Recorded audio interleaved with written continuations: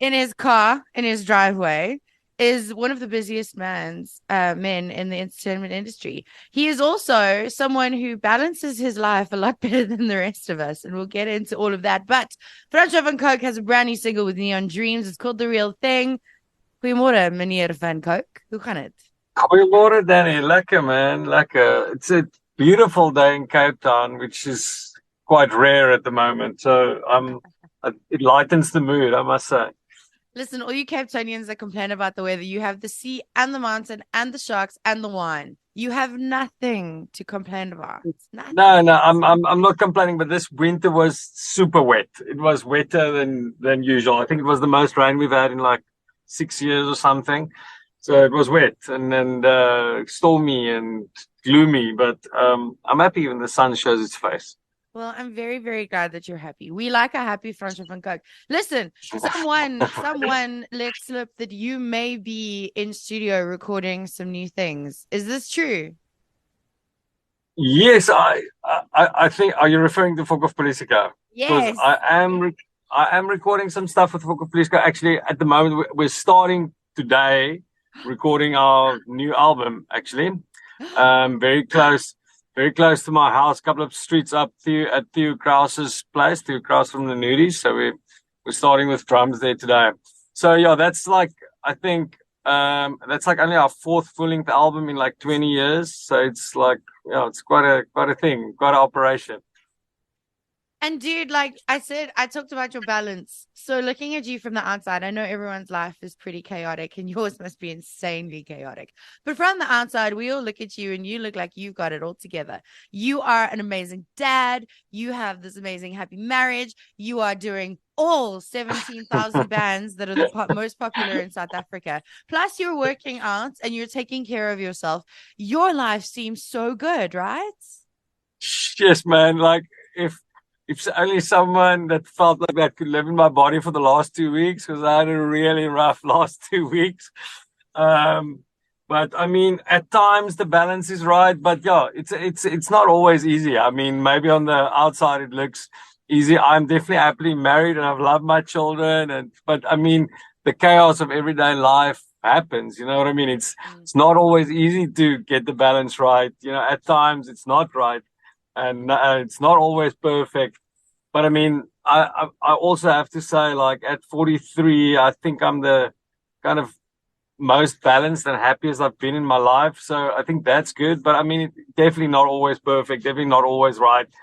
But yeah, I keep trying, man. I keep trying.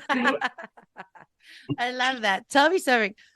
So you went, obviously, we all know you. We've all known you our whole lives. We grew up with you, and you went from rock star to rock star dad. And I've always wondered about this kind of jump for because if I think of it personally for me, I would worry about how it would affect me as a person, right? Becoming a mom, becoming a parent. It's a big deal. You did that while still keeping all of us entertained and still being the rock star Francois Van Coke. Was that a balancing act for you personally, or did you kind of just go with that?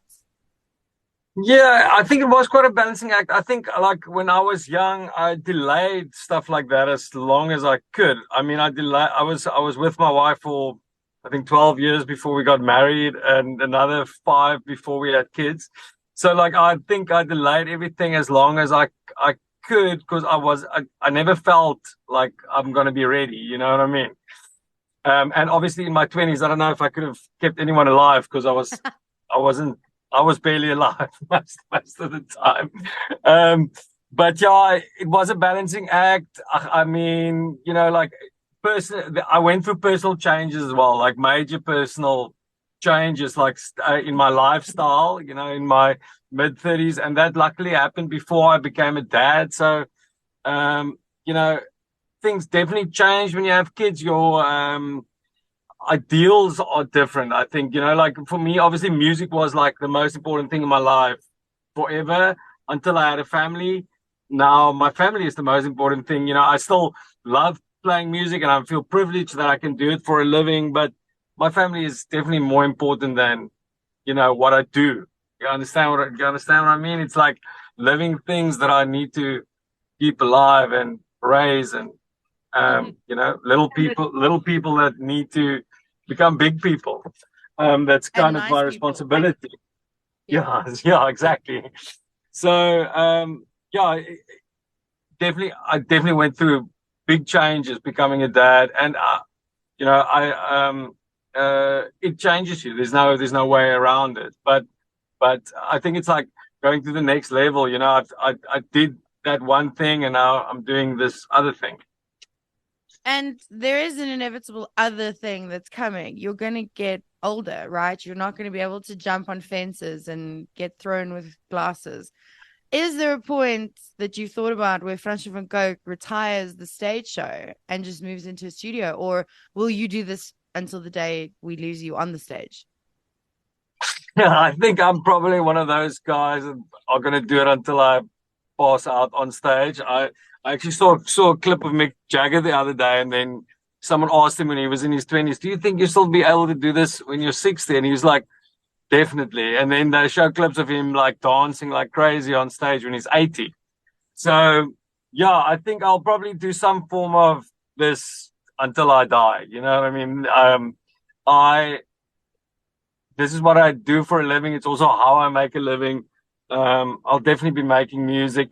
I like the performance part of it. It's like something that was kind of born into me or drilled into me from my family. I don't know if you know, but my dad is a Dutch Reformed dominee, so he was kind of like up on a stage my whole life. So I guess um, that kind of inspired me to want to be on stage. So I like the performance part as well. I obviously like the creative part too, but I'm not.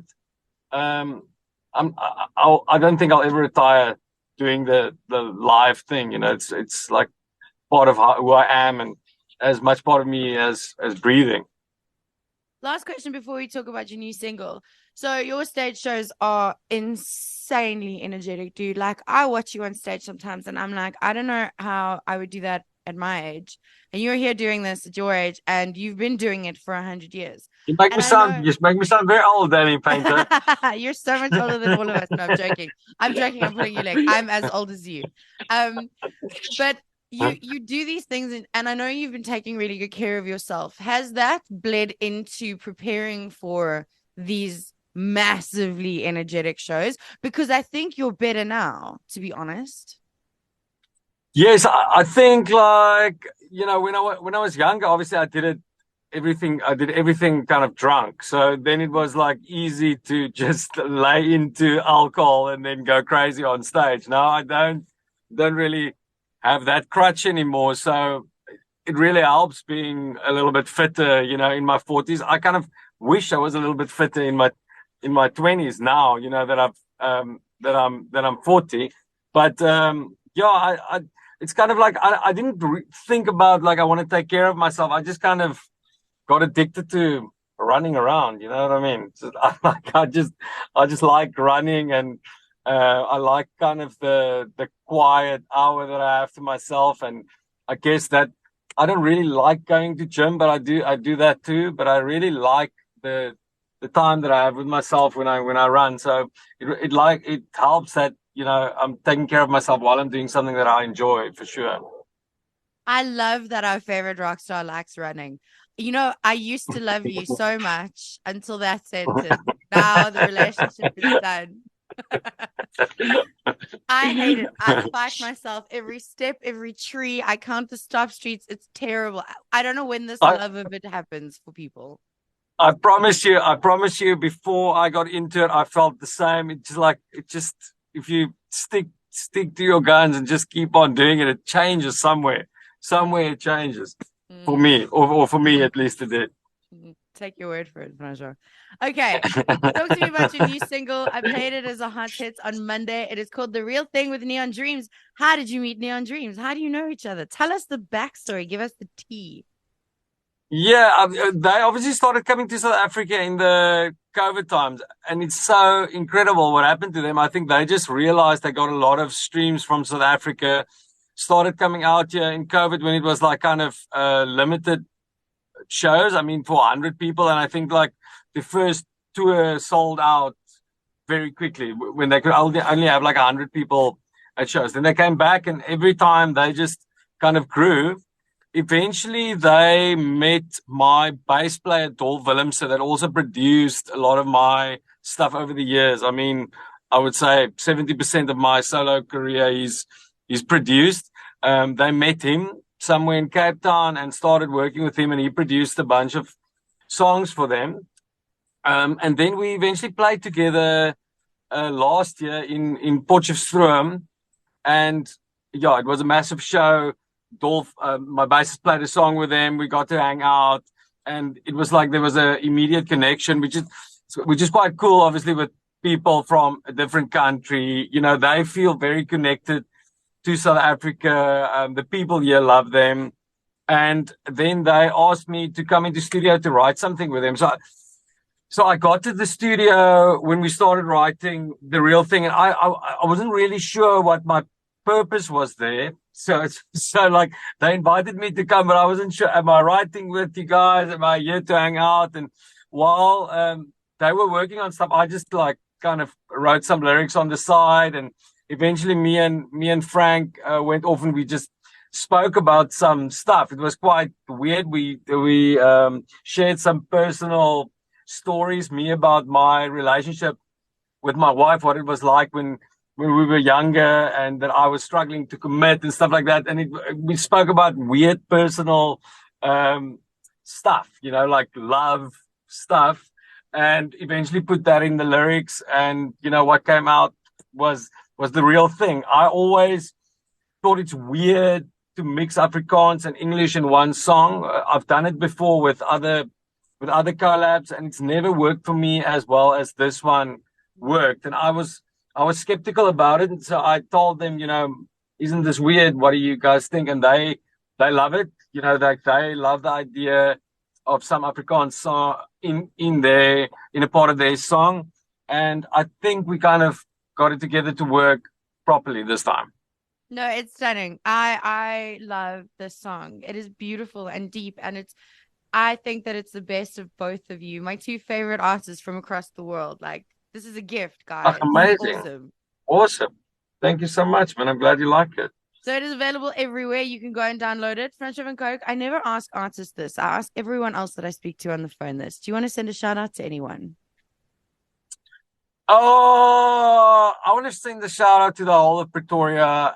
I love you so much. I know you guys are, Jacaranda is set in the heart of Gauteng. I love you, Pretoria, and I'll see you all at Brunch and Vrienden, 18 August. Love you.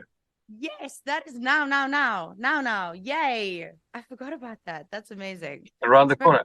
You gave me a chance to give the shout out, so I took it. It's your shout out. You can punt whatever you want. You can sell your merch. You can sell it to your mother-in-law. I don't care. It's your shout outs. Do you? Yeah, I'll see you all in Pretoria, 18 August. Love you.